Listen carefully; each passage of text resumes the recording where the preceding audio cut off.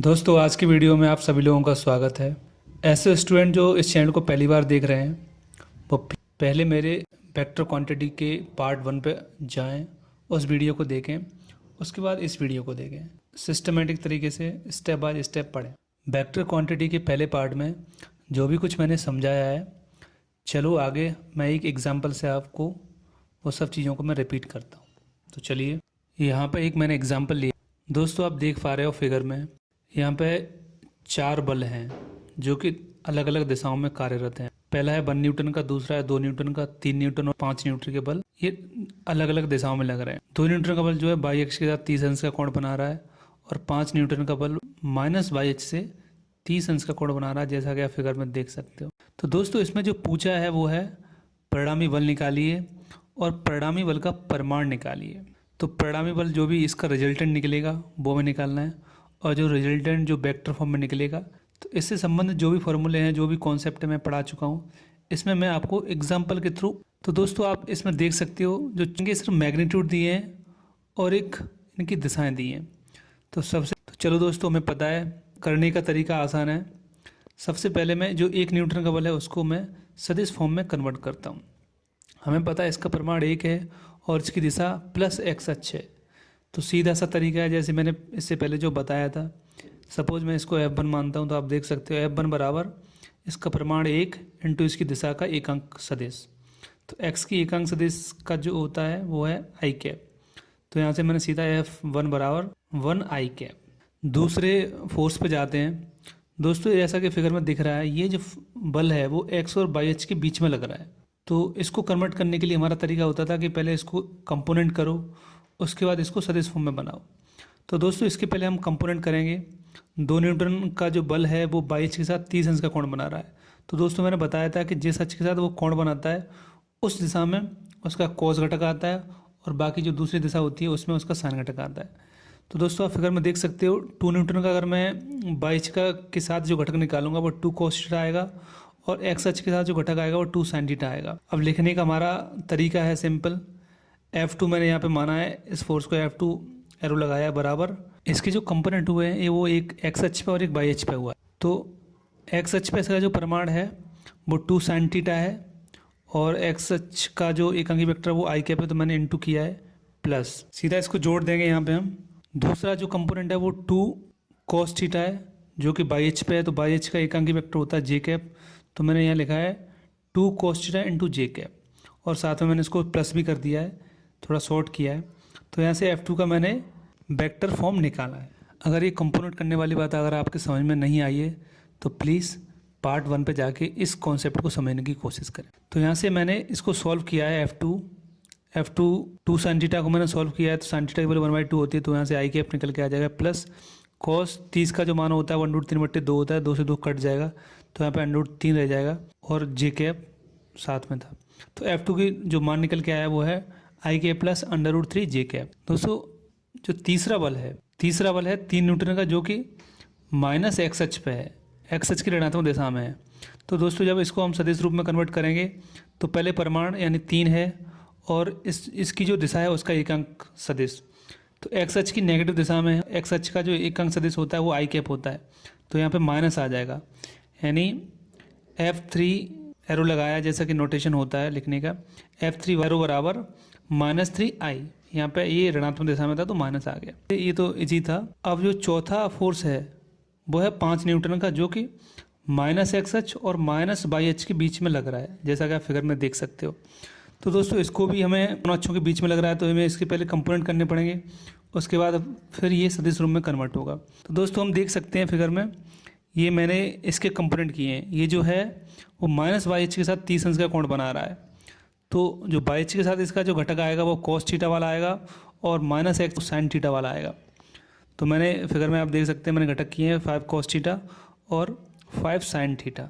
तो दोस्तों जब हम इसको सदिश रूप में कन्वर्ट करेंगे तो मैं फोर्स को मैं लिखूँगा F4 एरो बराबर माइनस एक्स अक्ष की दिशा में जो भी इसका मैग्नीट्यूड जो भी परिमाण है वो है 5 sin थीटा, और माइनस एक्स का जो एकांकी वेक्टर होता है वो -i होता है, तो मैंने माइनस लगाया है 5 sin थीटा आई कैप। फिर यहाँ बीच में प्लस आता है कि रिजल्ट निकालते हैं, पर ऑलरेडी हमारा जो बाई एच जो नेगेटिव है उसका जो एकांक सदिश होगा तो माइनस जे होगा, और उसका प्रमाण जो है वो एफ कॉस थीटा है, तो मैंने माइनस लगाया है और 5 कॉस थीटा इंटू जे कैप, क्योंकि इसके दोनों कंपोनेंट जो हुए हैं वो माइनस दिशाओं में है, माइनस एक्स और माइनस वाई, इसलिए दोनों में माइनस आया है। तो इसको जब हम सॉल्व करेंगे तो एफ साइन थीटा की वैल्यू निकालेंगे 1/2 और इंटू करेंगे तो ये आएगा -5/2 आई, फिर माइनस कॉस थीटा की यानी कॉस जो 30 है उसकी निकालेंगे, वो वैल्यू हम यहाँ डाल देंगे, फिर इसके बाद ये निकल के आएगा, यानी F4 बराबर -5/2 आई कैप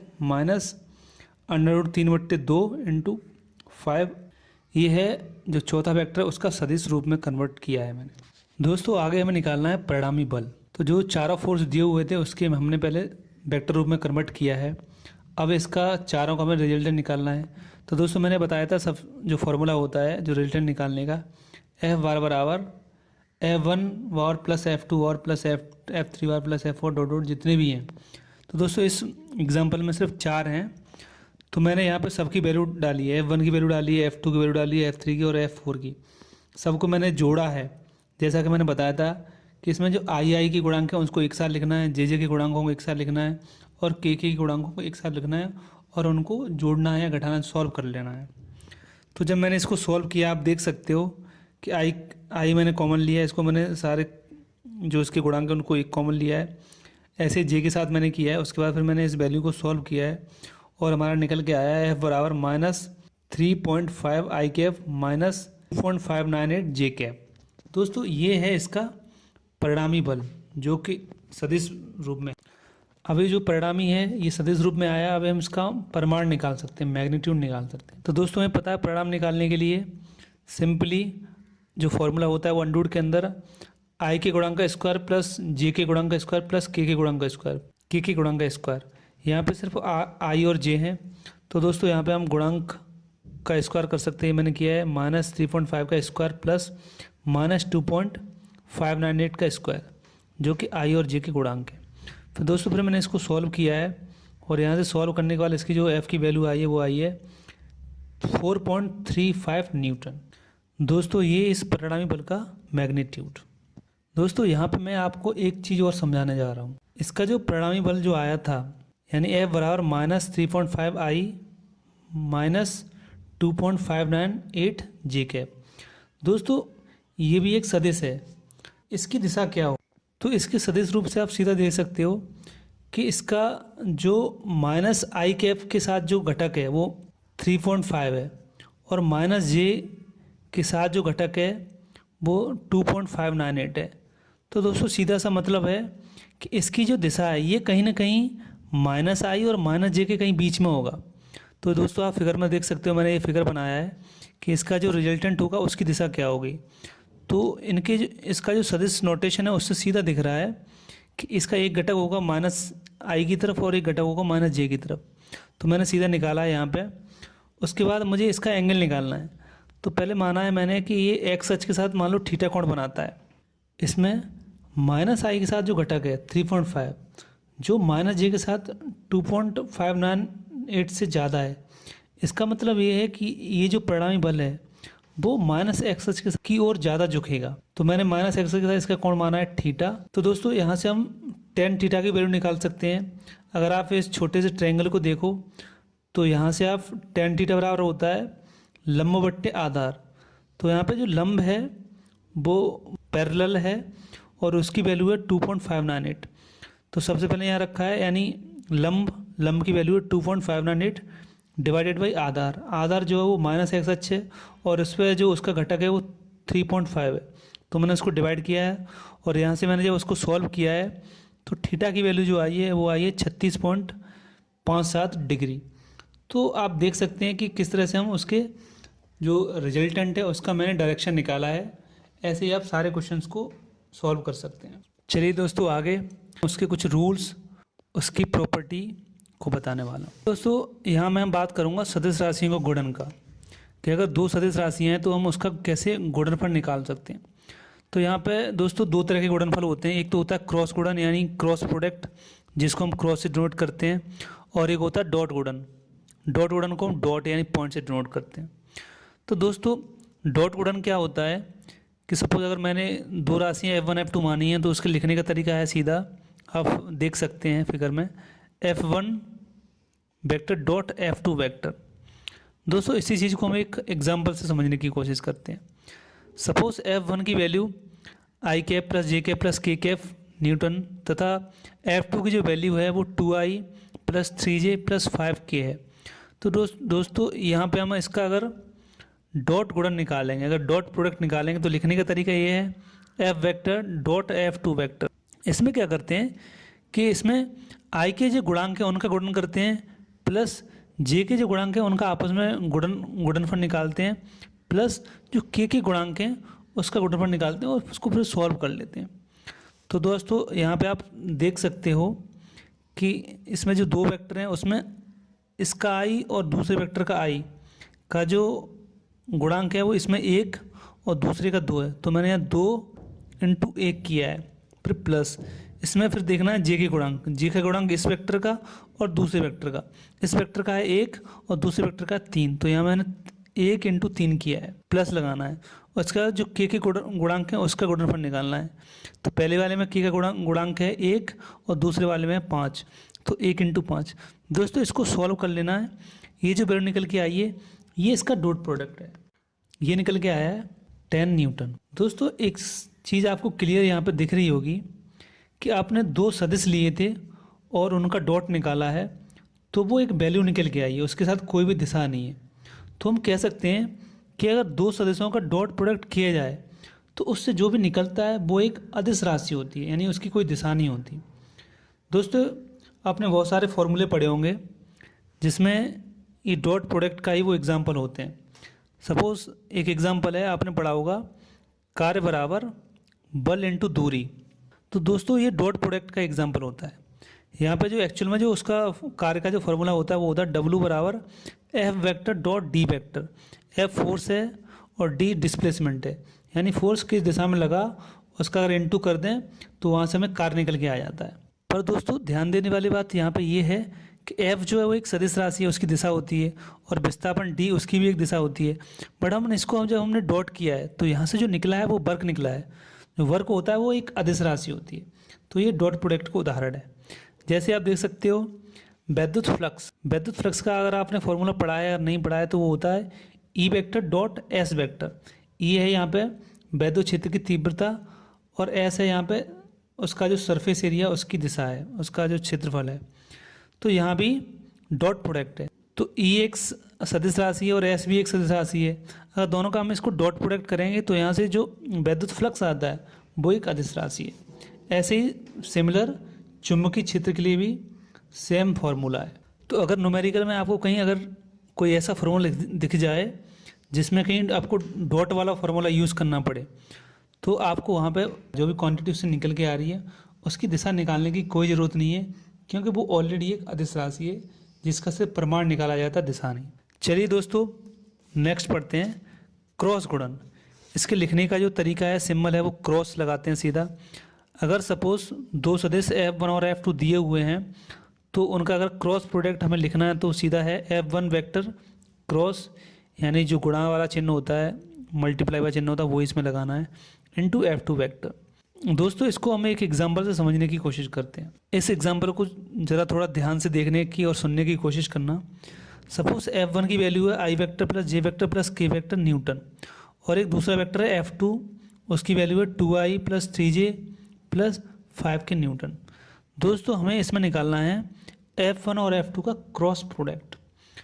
तो दोस्तों इसमें इसके सॉल्व करने का तरीका ये होता है कि आपको जो ऐसे फिगर में दिख रहा है, आपको इस तरह का फिगर बनाना है जिसपे ऊपर लिखना है आई जे के। उसके बाद जो पहली लाइन होगी उसमें आपके पास जो पहला सदिश जो आपको दो वेक्टरों का जो मल्टीप्लाई करना था, क्रॉस प्रोडक्ट निकालना, तो उसमें पहले वाला जो हमारा सदिश है उसका आपको आई जे के गुणांक को आई जे के जस्ट नीचे लिख देना है।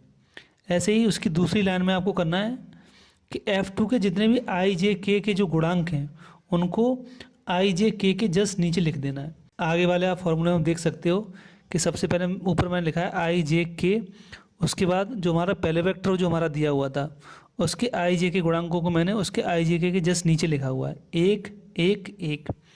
उसके बाद सिमिलर दूसरी लाइन में मैंने लिखा है कि जो F2 वेक्टर था उसके जो गुणांक थे उसको मैंने i j k के जस्ट नीचे लिखा है। i का था 2, j का था 3 और k का था 5, तो जस्ट मैंने इसके नीचे लिख लिया है। तो अब इसे आगे आपको सॉल्व करना है। अब इसके सॉल्व करने का तरीका ये है कि हमने यहाँ पे लिखा है F1 vector cross F2 vector बराबर। सबसे पहले आपको लिखना है आई कैप, उसके बाद आपको ब्रैकेट लगाना है। उसके बाद जो आई कैप है उसके जो वर्टिकल लाइन है उसको आपको छिपा लेना है। उसके बाद जो पीछे की 2 लाइन है यानी जिस पे लिखा हुआ है 1 और 3 और 1 और 5, और हमारा जो ऊपर आई जे के लिखा हुआ है उसको हमें कंसीडर नहीं करना है, जिसमें हमारे नंबर्स लिखे हुए हैं उसी में हमें देखना है। और जब हमने यहाँ पे आई कैप लिया है तो हमें आई कैप वाले जो वर्टिकल लाइन है, जो ऊर्ध्वाधर लाइन है, उसको हमें छिपा लेना है। हमारा यहाँ बचेगा जो एक स्क्वायर की तरह होगा वो बचेगा 1 1 और नीचे लिखेगा 3 और 5। तो दोस्तों हमें क्या करना है, यहाँ पे हमें क्रॉस मल्टीप्लाई करना है। पहले आपको जिस तरह से आप एरो में देख सकते हैं, पहले 1 और 5 का करना है, उसके बाद माइनस लगा के इसके उल्टा जो इसका बिकट की दिशा में है वो 1 और 3 का मल्टीप्लाई करना है। तो दोस्तों आप देख सकते हो मैंने पहले यहाँ आई कैप लिखा, उसका ब्रैकेट लगाया है। तो आई कैप की मैंने लाइन छिपाने के बाद मैंने 1 और 5 का मैंने इंटू किया है, फिर माइनस, फिर उल्टी तरफ मैं गया हूँ 3 और 1 का मैंने मल्टीप्लाई किया है। उसके बाद मैंने ब्रैकेट बंद किया है। उसके बाद मैंने जो जे है, जे का हमें हमेशा माइनस साइन लेना है बीच, तो मैंने माइनस जे लगाया है। उसका फिर से मैंने ब्रैकेट बंद किया है। अब जब हम जे वाला टर्म लिख रहे हैं तो मैं जो जे वाली जो वर्टिकल लाइन है, जे वाली जो ऊर्ध्वाधर लाइन है उसको हमें छिपा लेना है। उसके बाद जो भी हमें बचता है, बचने पे हमें दिख रहा है 1 1 2 और 5, इसको हमें क्रॉस मल्टीप्लाई करना है। तो पहले हम करेंगे 1 और 5 का, तो 1 × 5 किया है, फिर माइनस चिन्ह लगाना है। उसके बाद बचा है पेड़ की दिशा में उल्टा 2 और 1, इसको भी मैंने मल्टीप्लाई किया है और ब्रैकेट बंद कर देना है। उसके बाद प्लस के कैप, तो इसमें हमें जो के कैप वाली जो ऊर्ध्वाधर लाइन है, जो वर्टिकल लाइन है, उसको छुपा लेना है। उसके बाद हमारे पास जो भी बचता है वैल्यू, हमारे पास बची है 1 1 और 2 3, इसमें भी हमें सेम क्रॉस मल्टीप्लाई करना है। तो पहले हम करेंगे 1 का 3 में, तो 1 × 3 माइनस हमें उल्टा करना है मल्टीप्लाई, यानी 2 और 1, तो 2 × 1 और ब्रैकेट बंद कर देना है। इसको आपको थोड़ा सा समझने की ज़रूरत है कि मैंने किस तरह से किया है। इसमें कुछ चीज़ें हमें रखने की ज़रूरत है। पहला है कि जब बीच में जे वाला जो टर्म आएगा उसमें हमेशा माइनस लगना है, और जिसके साथ भी, जैसे आई के साथ हम जो भी ब्रैकेट लिख रहे हैं उसमें हमें आई वाली वर्टिकल लाइन को छुपा लेना है। बाकी जो वैल्यू बची है उसमें हमें क्रॉस मल्टीप्लाई करना है। एक क्रॉस मल्टीप्लाई, उसका माइनस लगा के दूसरा क्रॉस मल्टीप्लाई, ऐसे ही हमें सभी के साथ करना है। दोस्तों इसको आप आगे सॉल्व कर सकते हैं। आई के साथ जो भी गुणांक है उसको सॉल्व करके यहाँ पे 2 आया है, और जे के साथ जो 3 आया है, और के साथ जो हमने सॉल्व किया उसका 1 आया है। तो यहाँ पे F1 vector cross F2 vector की जो वैल्यू निकल के आई है वो आई है 2i - 3j plus k cap Newton, जो भी इसकी यूनिट थी। देख सकते हो कि आपने 2 सदिशों का यहाँ पे क्रॉस प्रोडक्ट निकाला था। तो क्रॉस प्रोडक्ट निकालने के बाद जो भी क्वांटिटी आ रही है वो भी एक वेक्टर है। तो दोस्तों हम कह सकते हैं कि जब भी हम 2 सदिशों का अगर क्रॉस मल्टीप्लाई निकालते हैं, क्रॉस प्रोडक्ट निकालते हैं, तो जो भी सदिश निकलता है वो भी एक सदिश होता है। और अगर वो सदिश है तो उसकी कुछ दिशा भी होगी, तो वो दिशा होती है सदिशों का क्रॉस प्रोडक्ट निकालने के बाद जो भी सदिश निकलता है उसकी दिशा दोनों दिए हुए सदिशों के लंबवत होगी, परपेंडिकुलर होगी। इसका काफ़ी एग्जाम्पल है। आप यहाँ पे मैं आपको एक एग्जाम्पल बताता हूँ। दोस्तों आपने पढ़ा होगा बल आघूर्ण बराबर फोर्स बल इंटू विस्थापन, यानी बीच की दूरी, जिसकी अबाउट निकालना उससे उसके फोर्स की दूरी। तो दोस्तों नॉर्मली हम तो वैसे अगर हम सीधा मैग्नीट्यूड निकालना है तो हम फोर्स इंटू डिस्टेंस कर देते थे, पर अगर आपको दिशा भी चाहिए तो दोस्तों यहाँ फॉर्मूला आप देख सकते हो, टाउ वेक्टर बराबर R vector cross F vector. यहाँ पे आर एक डिस्प्लेसमेंट है इसकी, ये भी एक सदिश राशि है, और फोर्स जो वही भी एक सदिश राशि है। तो हमने जब इसका क्रॉस प्रोडक्ट किया है तो यहाँ से जो टाउ निकल के आया ये भी एक सदिश राशि है। टाउ जो बल आघूर्ण होता है उसकी ये दिशा होती है कि वो किस अक्ष के अबाउट दिया जा रहा है। तो यानी जो भी क्रॉस प्रोडक्ट के बाद जो भी निकला है, जो भी क्वांटिटी निकली है उसकी वो भी एक सदिश है, उसकी दिशा है।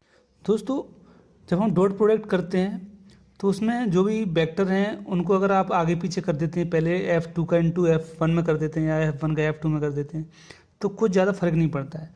पर जब हम क्रॉस प्रोडक्ट की बात करते हैं तो अगर आपने F1 क्रॉस F2 निकाला और F2 पहले ले लिया क्रॉस F1 निकाला, तो इसमें दोनों का जो साइन है वो चेंज हो जाएगा, दिशा उसकी विपरीत हो जाएगी। और दोस्तों आगे आप एक नोट पॉइंट और देख सकते हैं कि इसमें आई का आई के साथ, जे का जे के साथ और के का के साथ जो डॉट प्रोडक्ट होता है वो एक होता है। और अगर आप आई का किसी और यानी जे और के में अगर डॉट करते हैं तो वो 0 आएंगे।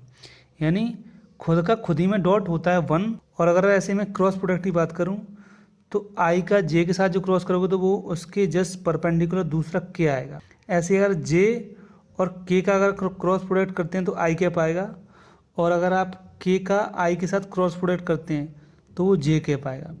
इसमें अगर तुम किसी दूसरे के साथ अगर क्रॉस प्रोडक्ट करते हो तो तीसरी वैल्यू निकल के आती है। अगर आप यहाँ उसका उसी के साथ क्रॉस प्रोडक्ट करोगे तो उसकी वैल्यू 0 निकल के आएगी, जो कि डॉट प्रोडक्ट से थोड़ा सा अलग है। आई का क्रॉस प्रोडक्ट जे के साथ किया है तो आपका जो निकलेगा तीसरा वो के वेक्टर निकलेगा, और आई और जे पहले से परपेंडिकुलर हैं, और जो के निकल के आएगा वो दोनों के परपेंडिकुलर है।